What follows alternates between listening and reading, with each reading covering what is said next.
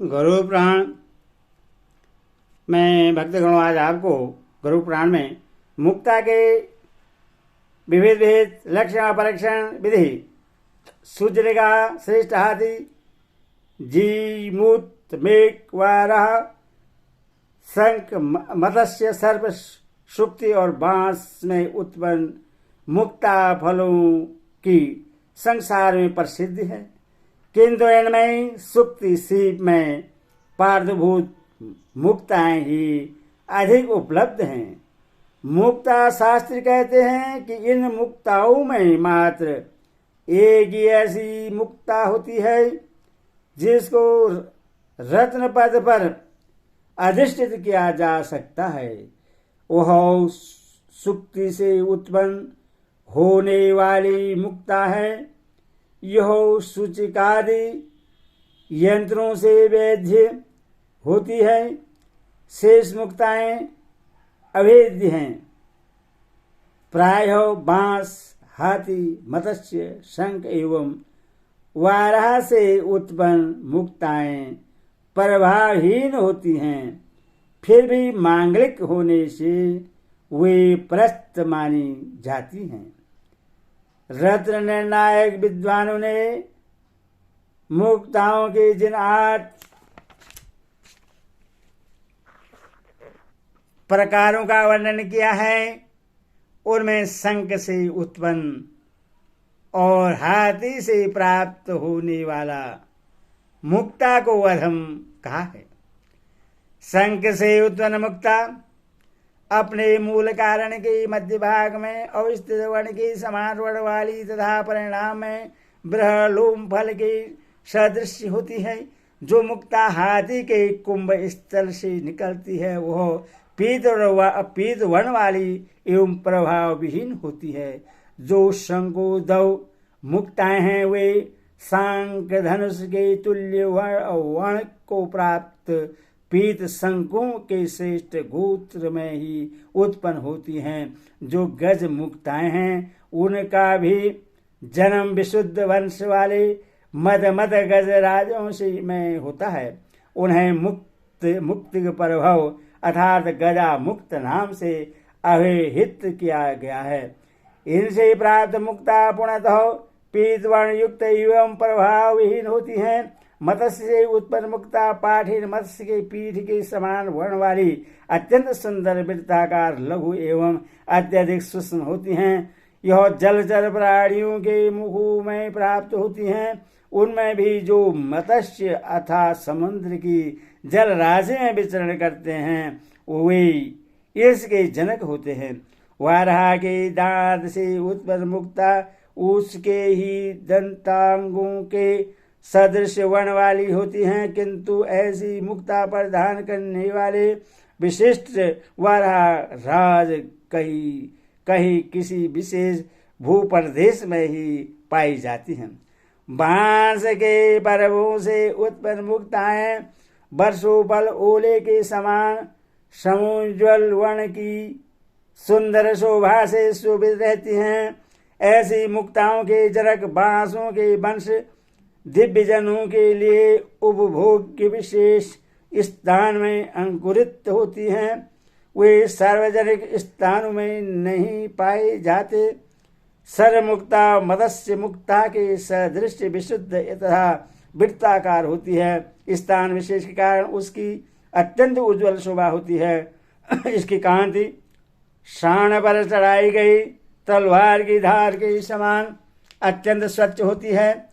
सर्पों के सिर से प्राप्त होने वाली इस मुक्ता को अर्जित करने वाली मनुष्य अतिशय प्रभा संपन्न राज्य लक्ष्मी से युक्त तथा दुसाध्य महान ऐश्वर्य संपन्न तेज एवं पुण्यवान होती है। रत्नों के गुण एवं अगुणों को जानने की इच्छा से यदि रत्न विधियों में पूर्ण अधिकार रखने वाली विद्वानों के द्वारा सुमुहूर्त में प्रयत्न पूर्वक समस्त रक्षा विधि से संपन्न भवन के ऊपर उस मुक्ता को स्थापित करा दिया जाए तो उस समय आकाश में देव दुंदुभियों की ध्वनि परिव्याप्त हो उठती है। इंद्रधनुष की टंकार, विधुर लताओं के संग्रह तथा संघन, पयोधरों की पारस्परिक टकराहट से अंतरिक्ष आशाजित हो उठता है। जिस के कोषागार में यह सर्वमुक्ता रहती है, उसकी मृत्यु सर्व राक्षस व्याधि तथा अन्य अभिचारिक दोषों के कारण नहीं होती। मेघ के समान होने वाली मुक्ता पृथ्वी तक आ ही नहीं पाती। देवगण आकाश में ही उसका हरण कर लेते हैं।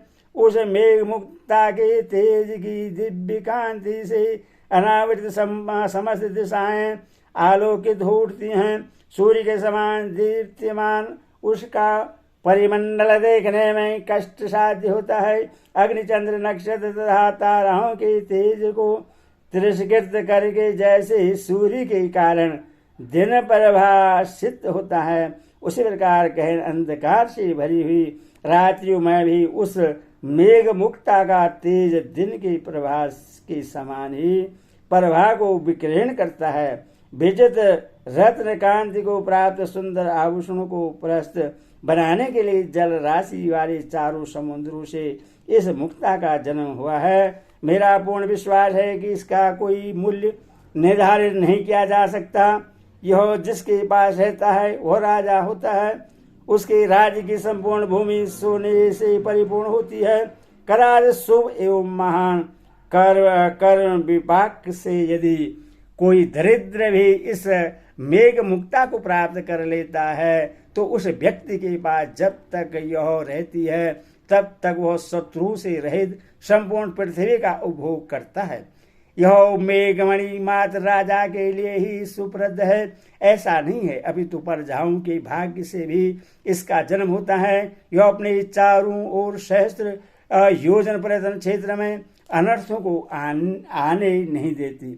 दैत्यराज बालासुर के मुख से विषीर्ण हुई दंत पंक्ति आकाश में फैली हुई नक्षत्रमाला के समान प्रतीत होती थी। विचित्र वर्णों में भी अपना विशुद्ध स्थान रखने वाली यह दंतावली आकाश से उस समुद्र की जल राशि में गिरी जो पूर्णिमा की चंद्रमा की समस्त सौष्ठ कलाओं को तिरस्कृत करने में समर्थ महागुण संपन्न मणि रत्न का निधान है। समुद्र के जल में उस सुक्ति में स्थित प्राप्त हुआ, अतः वह सामुद्रिक मुक्ता का प्राचीन बीज बन गया, जिससे अन्य मुक्ताओं का उदय हुआ। समुद्र के जिस जल प्रदेश में सुंदर रत्न मुक्तामणि के बीज गिरे, उसी प्रदेश में वे बीज फैलकर शुद्धियों में स्थित होने के कारण मुक्तामणि मोती हो गए। अद्यवं सिंगल परलोक सौराष्ट्र ताम्रपण पार्श्व कुबेर पांडव हाटक और हेमक ये मुक्ताओं के खजाने हैं। वर्धन पार्श्विक पाताल लोकांतर और सिहलादि की शुद्धि मुक्ताएं प्रमाण स्थान गुण और कांति की दृष्टि से अन्य क्षेत्रों में प्राप्त होने वाली मुक्ताओं की तुलना में अत्यधिक हीन की नहीं होती। अथवा विद्वान व्यक्ति को उनके मूल उत्पत्ति स्थान को लेकर चिंतन नहीं करना चाहिए, बल्कि उनके रूप एवं प्रमाण पर ही विशेष ध्यान देने की आवश्यकता होती है।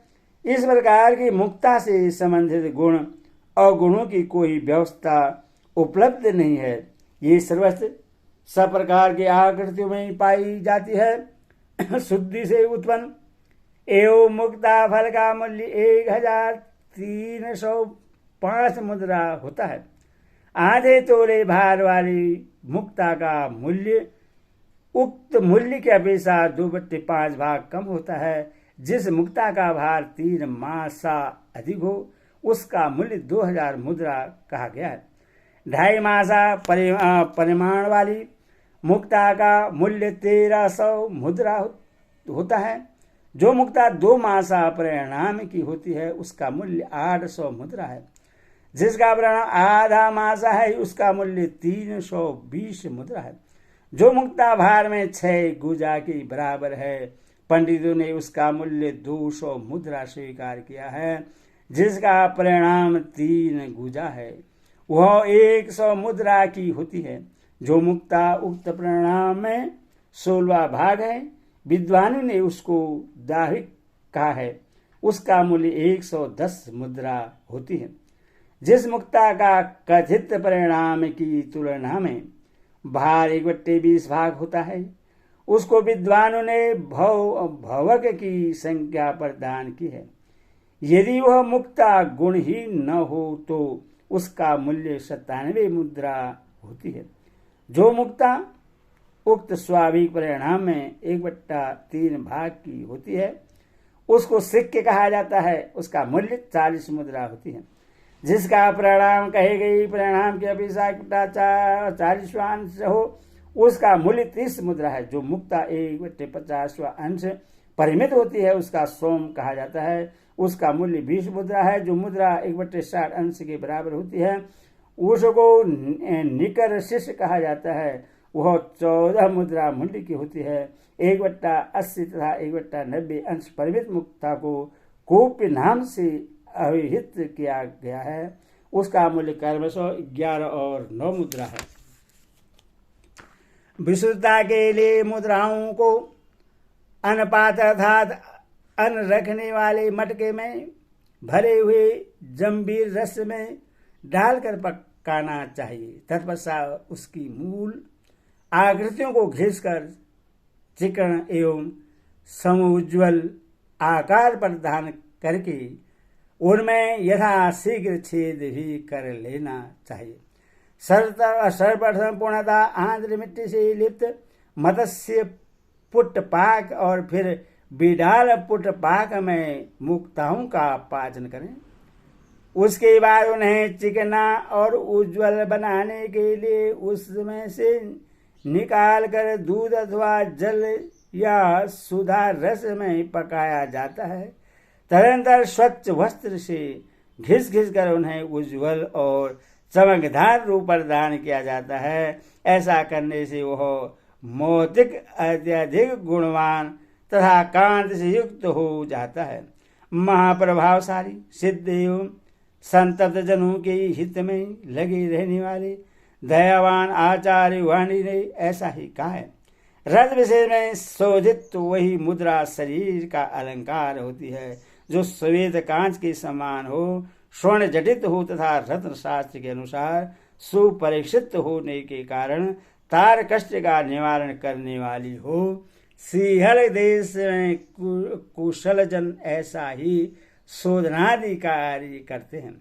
यदि किसी मुक्ता के कीर्तन होने का संदेह हो तो उसको लवण मिश्रित उष्ण स्नेह द्रव्य में एक रात रखकर सूखे वस्त्र में वेष्टित करके यथा योग्य धान्य के साथ उसका मर्दन करें। ऐसा करने से यदि उसमें विवर्ण भाव नहीं आता है तो उसकी स्वाही मुक्ता ही मानना चाहिए। यथोक्त प्रमाण वाली गुरु स्कंद स्वच्छ निर्बल एवं तेज संपन्न सुंदर एवं वृत्ताकार मुक्ता गुण संपन्न मानी गई है। परिणाम में बड़ी बड़ी सुंदर रसी कांति से परिपूर्ण श्वेत सुवृत्ताकार समान एवं सूक्ष्म छिद्र से युक्त जो मुक्ता होती है, वह क्रय न करने वाले व्यक्ति को भी आनंद करती है। अथवा ऐसी मुक्ता को प्रसिद्ध मानना चाहिए। इस प्रकार यह स्पष्ट है कि रत्न शास्त्रीय परीक्षा विधि के अनुसार जिस मुक्ता में सभी गुणों का उदय हो गया है, यदि वह मुक्ता किसी पुरुष का योग सहयोग प्राप्त कर लेता है तो वह अपने स्वामी को किसी भी प्रकार के एक भी अनर्थोपादक दोष के संपर्क में नहीं आने देती। हरि ओम तत्सत।